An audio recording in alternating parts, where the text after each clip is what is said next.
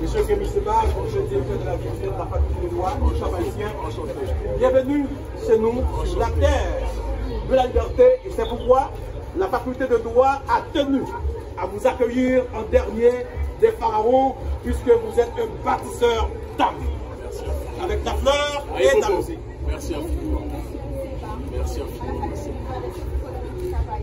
infiniment.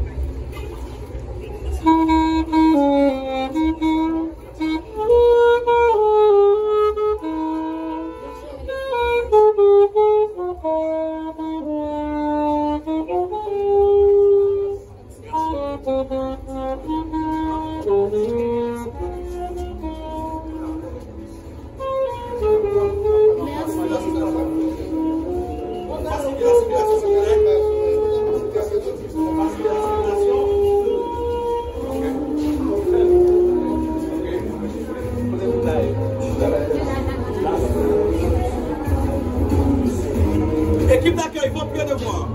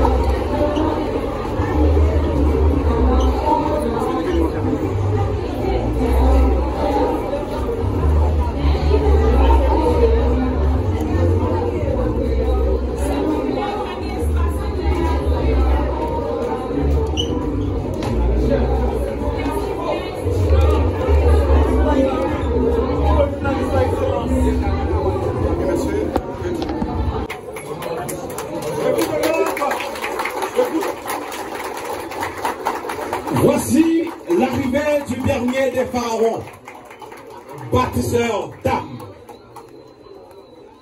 Monsieur Sebag, prenez place.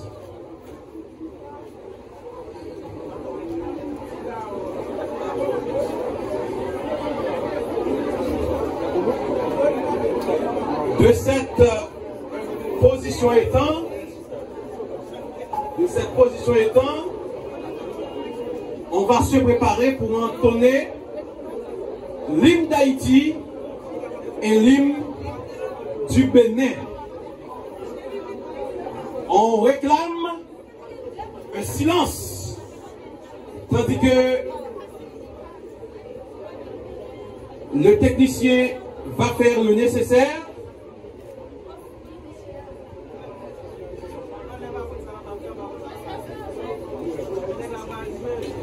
Un peu de silence, tandis que le saxophoniste va chanter la dessalinienne et que le technicien tout de suite nous fera entendre l'hymne du Bénin.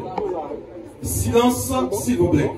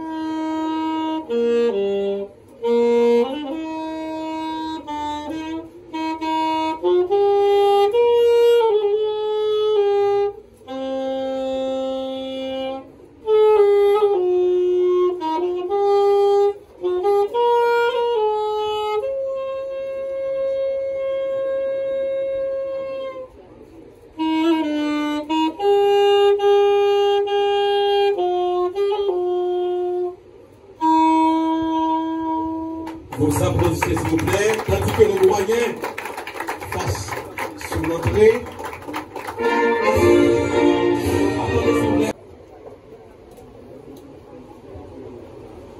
Merci. Vous devez pouvoir jusqu'à présent avoir le courage de chanter l'hymne national, même s'il y a des couplets qui font problème. Du sol soit un seul maître, dans nos point de traite. Vous vous apprêtez à donner le droit de propriété à notre sur notre petit territoire de 27 000 km². Chaque kilomètre carré n'a pas de prix. Il y a des pays qui peuvent fabriquer en quelques secondes des milliards de dollars. Le panafricanisme ne valait rien. C'était les mots en isme, Trotskyisme, maoïsme et autres. Pour moi, je cherchais, avant de laisser Haïti d'ailleurs, j'avais promis au roi Christophe de revenir en Haïti. Et pour nous, ce qui est important, parce que je questionnais cette histoire, pourquoi nous devons toujours suivre les autres. Et j'avais terminé mon mémoire en disant que je vois les Noirs derrière tous les drapeaux, chefs, sauf sur notre propre drapeau. Et je me suis mis à la recherche de nos origines, et Anta Diop et autres, et puis nous avons redécouvert notre origine. Il y a ce qu'on appelle en histoire la décision historique. Pour nous, la décision historique, c'est de commencer à parler de l'Égypte jusqu'à nos jours. Maintenant, Kémy Seba, Nathalie Yambéo, je vois qu'il y a des jeunes qui se battent pour ça. Alors, je peux partir en paix, même si je ne vais pas partir très tôt, mais même si je pars, je sais qu'il y a des jeunes qui parlent. Pour nous, les Noirs, le mot anisme, c'est le panafricanisme. Bienvenue, mon petit frère. Je vous souhaite, je demande un applaudissement pour ce combattant.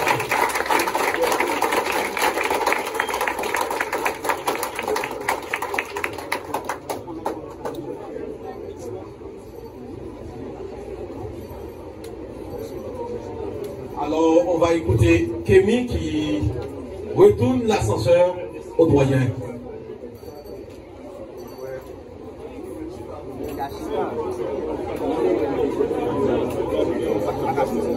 Alors, à présent, on va exécuter l'hymne du Bénin.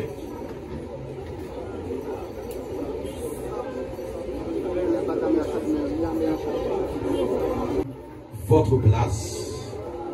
Mais avant même qu'on lance l'activité, l'un des membres de l'équipe de Kémy va prendre la parole.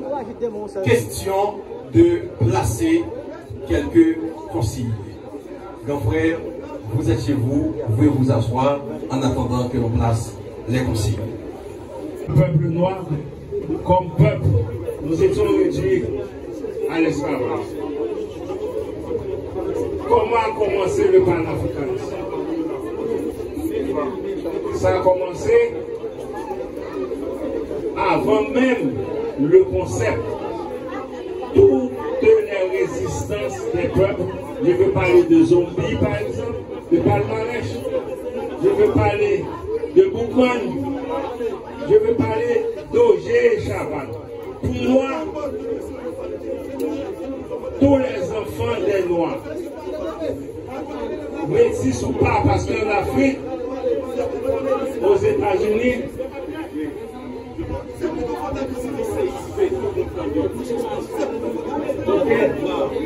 c'est déjà une bonne chose qu'il y a tout plein de personnes qui veulent voir Kémy Seba, mais je vous demande de retenir ce concept du panafricanisme et que je crois que toutes ces personnes qui sont là vont se transformer en apôtres pour convertir les autres, parce que ce concept nous est très cher. Je ne vais pas être très long parce que je voudrais aussi écouter mon petit frère, le continuateur de Dandenor Firmé. de Kwame Nkrumah, de Thomas Sankara, ok, et d'autres prédécesseurs, et je vous passe le flambeau.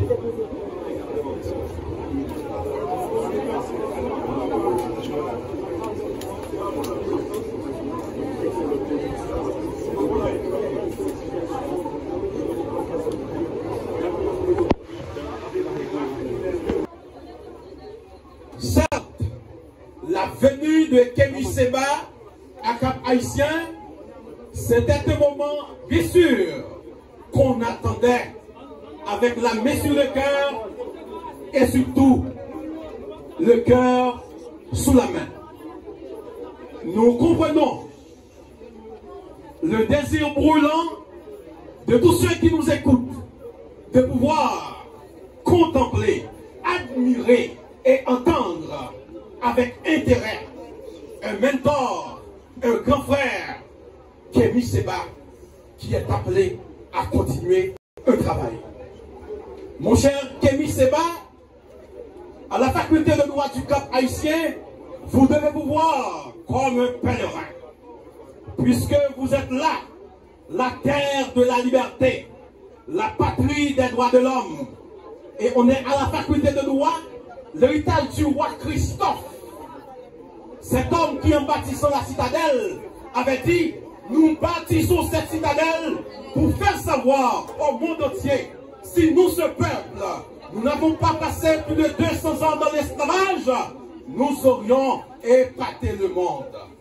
Et regardez aujourd'hui, mes chers amis, le monde admire la beauté et la grandeur de cette œuvre qu'est la citadelle. En février dernier, sous le leadership du doyen Justin Nelson et les membres de son équipe, nous avons lancé ici la célébration du mois de l'histoire des Noirs. Trop souvent dans l'histoire, ce sont nos oppresseurs qui nous ont dansé l'histoire. Et à aucun moment, nous ne pourrions devenir ce que nous devons être si nous ne savons pas qui nous sommes. Jeunes, à prendre conscience de ce que l'on vit et que le besoin qui se fait sentir d'écrire une nouvelle page de l'histoire et de se définir, de penser par eux-mêmes. Car la véritable pensée, elle doit être libre. Elle ne doit se soumettre ni à une dame si ce n'est au fait eux-mêmes. Car pour elle, se soumettre, c'est cesser d'exister. C'est pourquoi, chers membres du public, nous vous invitons, avant même l'intervention de Kémy Séba, à regarder ce mur qu'on pourrait appeler le mur du panafricanisme. Ce sont désormais ces hommes que vous devez garder en mémoire, ceux qui ont tracé le sillage sur lequel nous devons marcher pour que nous puissions regarder tous les peuples dans les yeux. Ils sont ces devanciers. Thomas Sankara, Hannibal Price, Mapis Mossia Garvey, Théophile Obenga, Cheikh Anta Diop, Stephen Bantou Biko, Amilcar Cabral, Patrice Lumumba, Benito Sylvain, Anténor Firmin, Jean-Jacques Dessalines, Zumbi, Jean Presma et autres. Ce sont des gens que nous devons apprendre à connaître. Ils nous ont apporté de la lumière. La lumière qui a été transmise par Cheikh Anta Diop, celle portée par Théophile Obenga, transmise par Kalala, nous serons Kalala Omutunde. Et aujourd'hui, Kémy Séba est là pour nous parler. Son intervention ici ne s'inscrit pas comme un meeting, mais c'est comme une causerie de grands frères avec ses frères. Comme une causerie de grands cousins qui vient rencontrer ses cousins. Je vous invite à l'écouter avec attention et ensuite d'aller porter son message. Alors, je vous demande d'applaudir chaudement Kémy Séba qui va prendre la parole.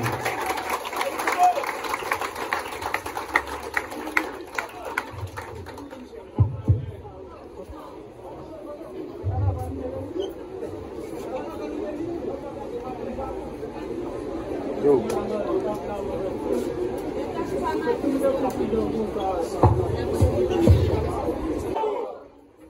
un honneur, une émotion qui dépasse l'entendement, une fierté enracinée dans mes veines, que de me retrouver ici, face à ce que je considère comme le centre de gravité du panafricanisme, en l'occurrence la jeunesse d'Haïti. Applaudissez-vous s'il vous plaît.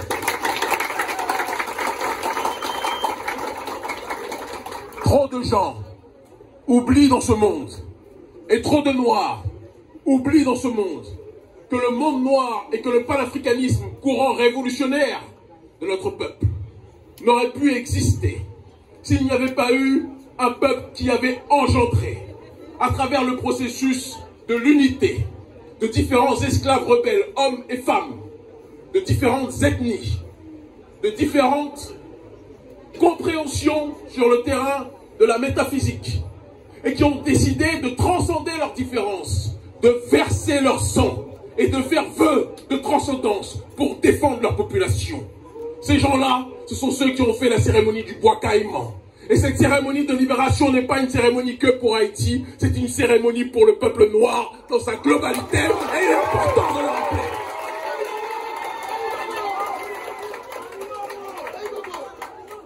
Trop de gens aujourd'hui se réjouissent parce que Haïti est en difficulté. Mais on ne peut pas comprendre une histoire si on ne rappelle pas l'introduction, si on n'analyse pas le développement et si on se contente uniquement de la conclusion. La conclusion actuelle, qui n'est en réalité pas la fin de l'histoire, est que Haïti est déstabilisé. Haïti est socialement et économiquement bousculé. Mais il est important que l'on comprenne comment on est arrivé à cette étape et comment on pourra, avec une démarche d'analyse prospective et de compréhension géopolitique et historique, est pour nous l'avenir de notre peuple.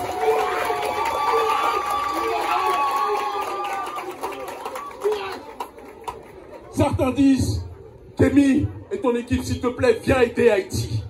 Il est important que je précise que c'est vous qui nous revitalisez.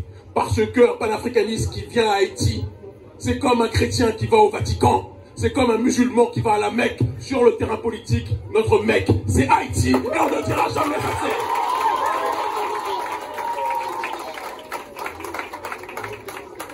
Le panafricanisme est la substance politique de notre conscience.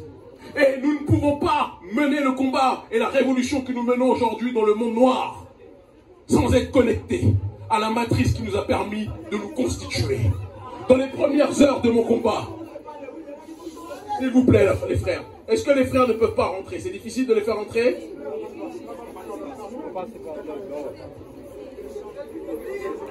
On est ensemble, d'accord?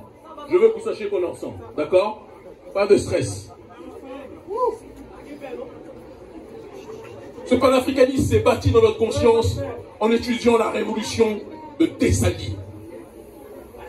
La révolution de tous ceux qui ont constitué le bois, la cérémonie du bois caïman. La révolution d'hommes et de femmes qui ont décidé d'orienter leur destin vers la voie de l'élévation. Il n'y aurait pas de Kémy Séba s'il n'y avait pas eu ceux qui s'étaient levés pour libérer ce pays. Aujourd'hui, le monde entier et beaucoup de Noirs, lorsqu'on leur demande de prendre leur indépendance, disent qu'ils ne veulent pas finir comme Haïti. Mais c'est de l'ignorance, de l'imbécilité que de réagir ainsi. Haïti paye le prix de sa défiance vis-à-vis de l'impérialisme. Et aujourd'hui, certains pays se présentent comme les meilleurs amis d'Haïti, alors qu'ils sont là pour maintenir Haïti sous assistance respiratoire. Est-ce que chacun voit de qui je parle? Est-ce que chacun voit de qui je parle?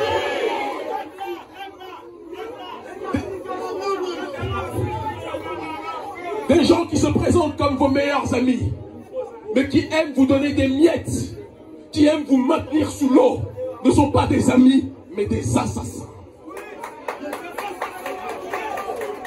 Des gens, lorsqu'on leur demande de parler de la dette qu'ils doivent à Haïti, ils vous disent comme Emmanuel Macron, je vais réfléchir, je vais analyser pour voir si on doit quelque chose à Haïti. Vous devez votre fille à Haïti.